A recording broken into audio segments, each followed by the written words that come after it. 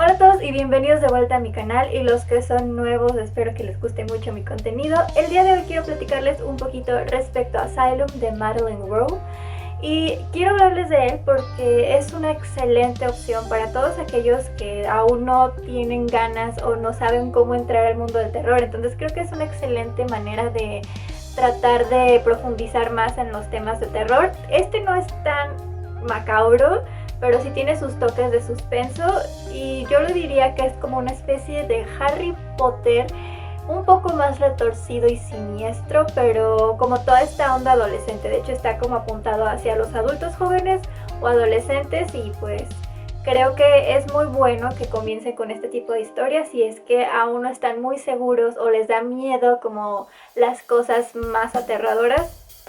Este es el indicado. Y dicho esto, voy a comenzar con la lectura del libro. La construyeron de piedra, gris y oscura, extraída de las inclementes montañas. Era una casa para quienes no podían cuidar de sí mismos, para los que oían voces, los que tenían pensamientos raros y hacían cosas extrañas. La casa fue construida para encerrarlos. Una vez que llegaban, ya no se iban nunca más. Dan tenía ganas de vomitar. La estrecha calle de grava que habían empezado a recorrer unos 8 kilómetros antes hacía que su taxi se sacudiera violentamente, y a eso se sumaban los nervios típicos del primer día de clase. Ahí estaba, la Universidad de New Hampshire, donde pasaría las siguientes 5 semanas. La residencia habitual estaría en renovación durante el verano, así que los estudiantes del curso se alojarían en un edificio más antiguo llamado Brookline, que los folletos con información para matricularse describían como una instalación dedicada a la salud mental en desuso y un sitio histórico. En otras palabras, un manicomio. Le había resultado extraño que no hubiera fotos de Brookline en el sitio web, pero cuando el taxi dobló la esquina y pudo ver el edificio, entendió la razón. No importaba que la universidad hubiera pintado recientemente las paredes exteriores, o que un jardinero emprendedor hubiera exagerado un poco plantando montones de alegres y coloridas hortensias a lo largo del camino. Brookline se alzaba imponente al final de la calle, como advertencia. Dan nunca había creído que un edificio pudiera resultar amenazador, pero Brookline tenía ese efecto y más. Hasta parecía estar observándolo. «Regresa ahora», susurró una voz en su cabeza.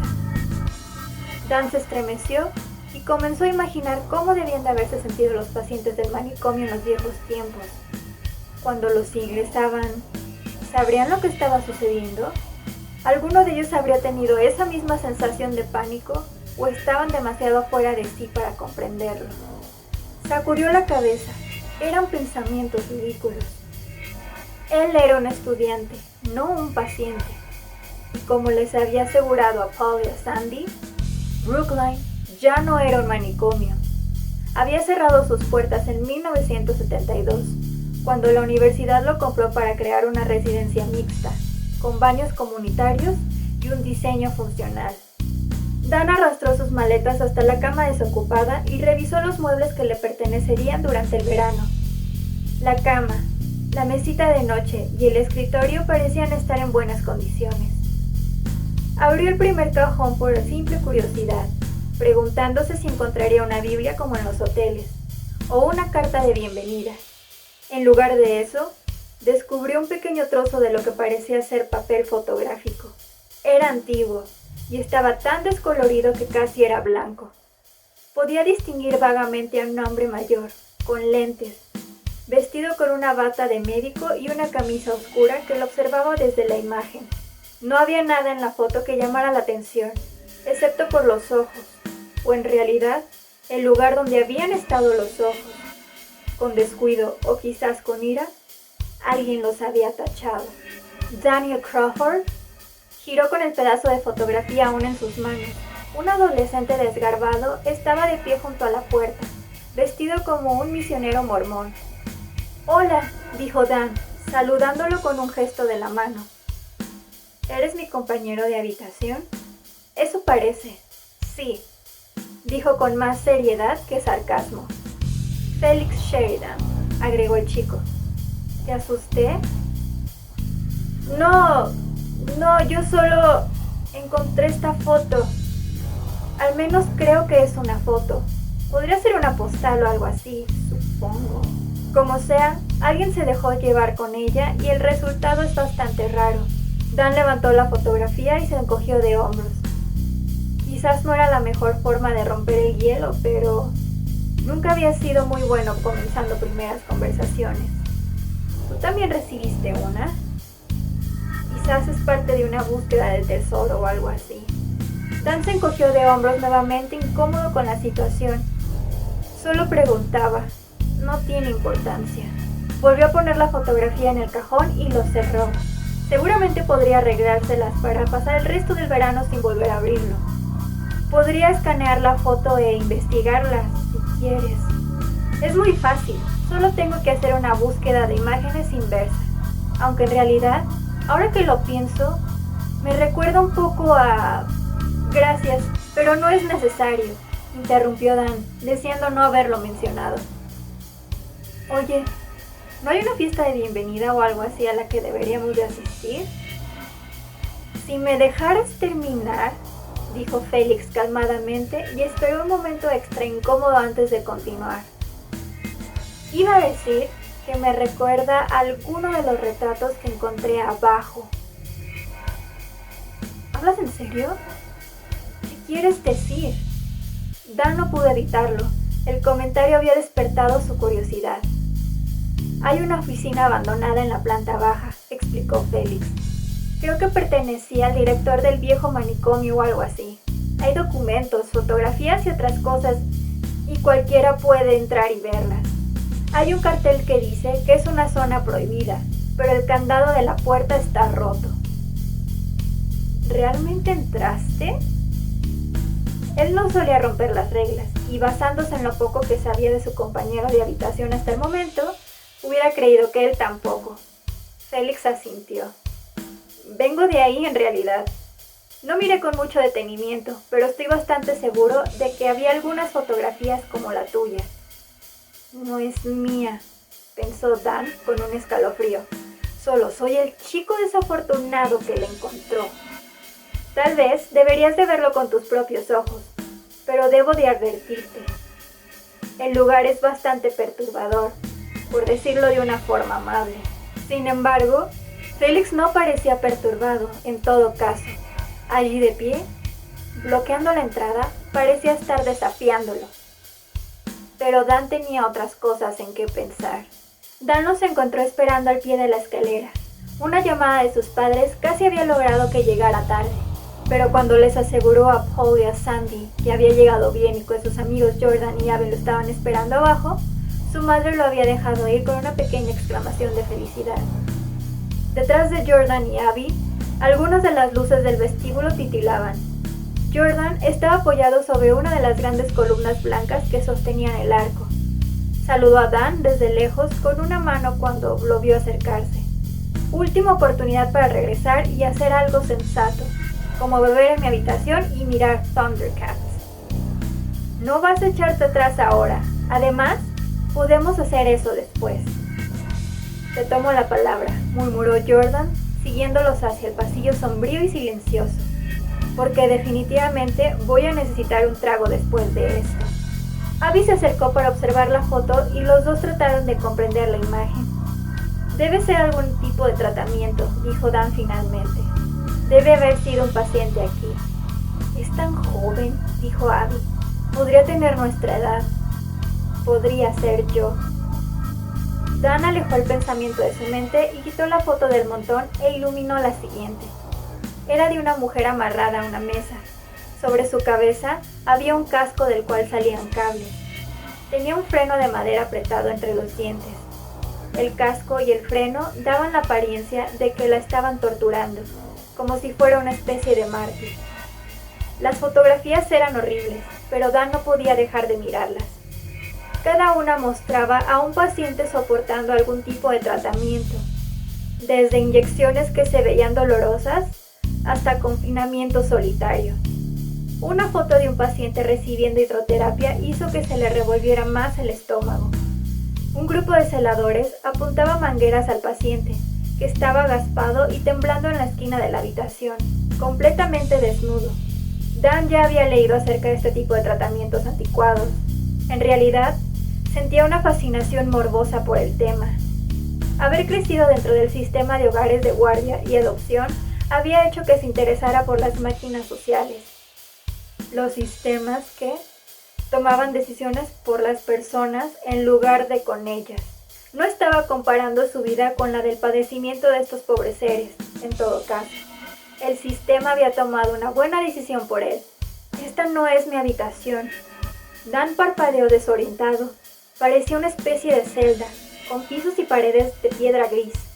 En medio del lugar había una mesa de operaciones cubierta con una delgada sábana blanca. En la esquina más cercana había un desagüe. Dan solo podía adivinar su función. Había una pequeña ventana cubierta con barrotes de metal entrecruzados en la parte superior de la pared que estaba al otro extremo del cuarto. Pero lo más inquietante era el par de grilletes empotrados en la pared de la izquierda. Al principio, Dan creyó que estaban oxidados, pero mirándolos mejor, vio que las manchas oscuras de color rojo estaban demasiado húmedas como para ser óxido.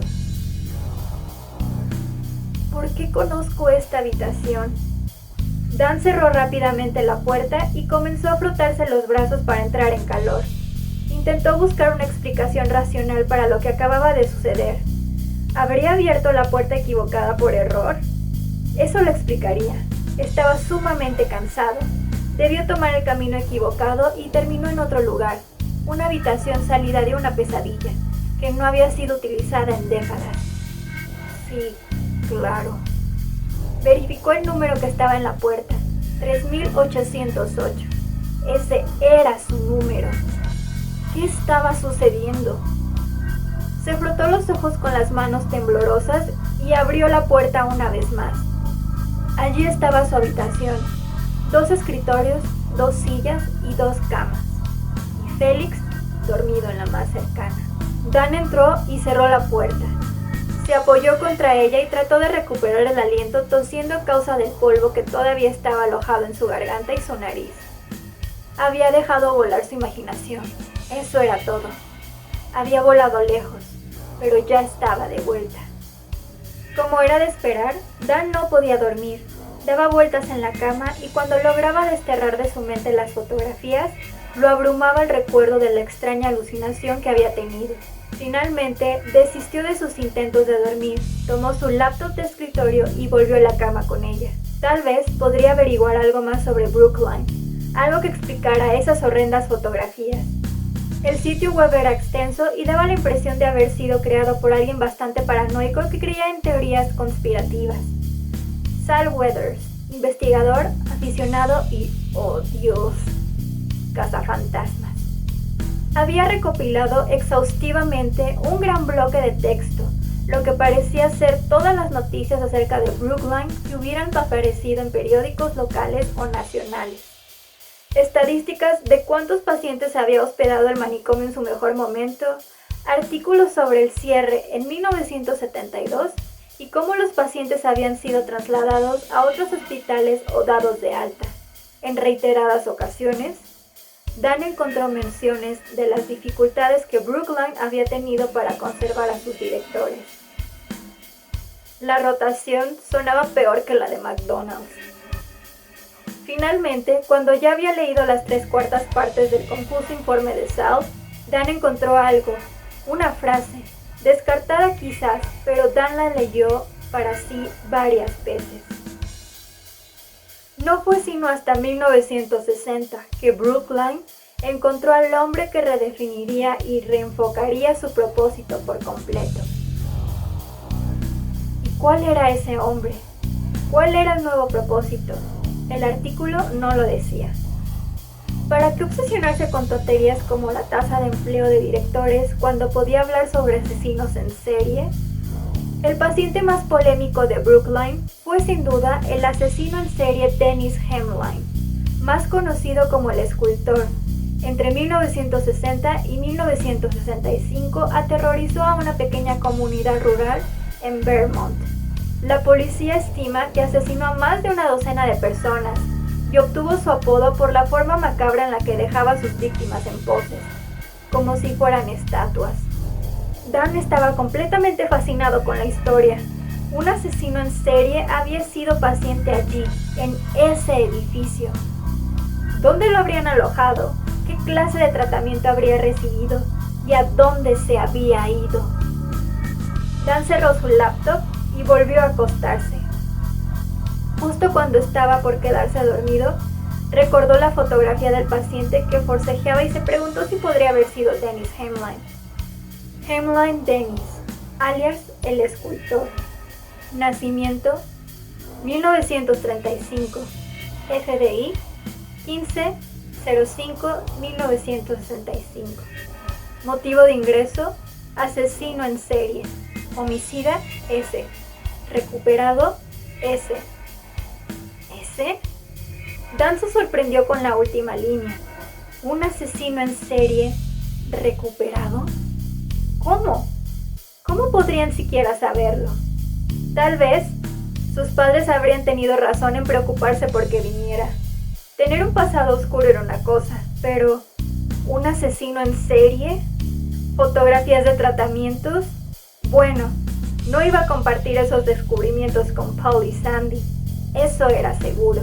Dejando de lado la legalidad, la moralidad y la compasión, voy a extraer la locura desde su raíz y dejaré un legado que ningún hombre, por más puritano que sea, pueda criticar.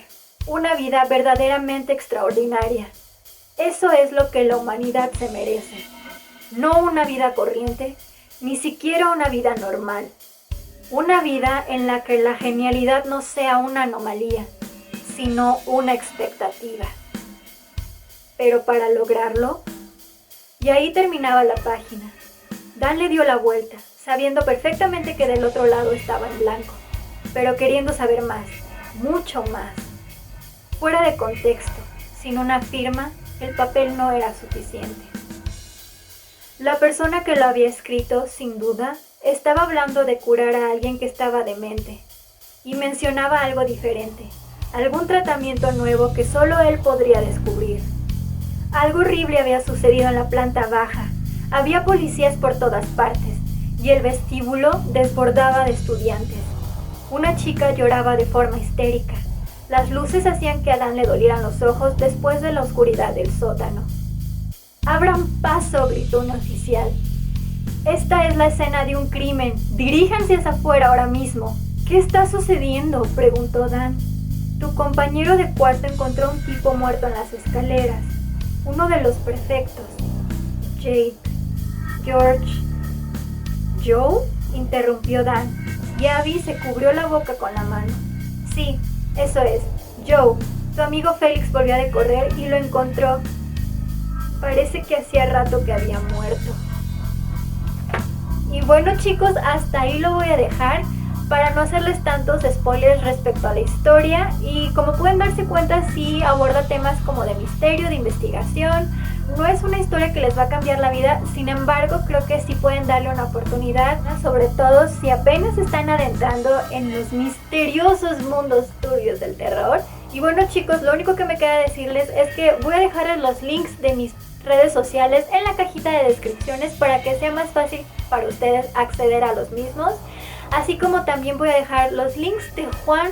Él es el que me crea la música, y si ustedes tienen un proyecto al cual quieran hacer musicalización, orquestación, música para videojuegos o lo que ustedes quieran, él puede ayudarlos a hacer todo eso de una manera bastante genial, así que vayan a verlo. Y los saluditos de la semana son para mi queridísimo Juan Mejía. Muchísimas gracias por expresarte así de mí, en verdad significa mucho que digas ese tipo de cosas.